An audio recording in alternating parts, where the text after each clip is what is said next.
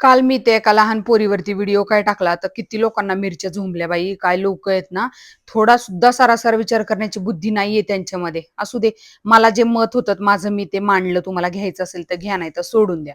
चला आज आपण बनवूयात मशरूम मसाला. छान असे मशरूम मी Blinkitवरून ऑर्डर केले होते. त्यांना छान वॉश करून घेतलं 2-3 पाण्याने.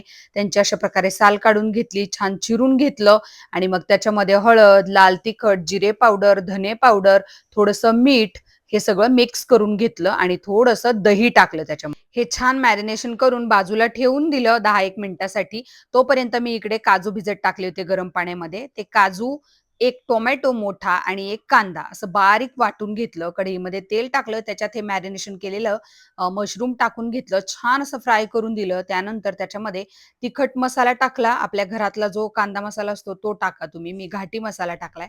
थोडासा गरम मसाला आणि हा वाटलेला मसाला असं सगळं छान मिक्स करून घेतलं. 5 मिनिटांनी त्यात कसुरी मेथी टाकली.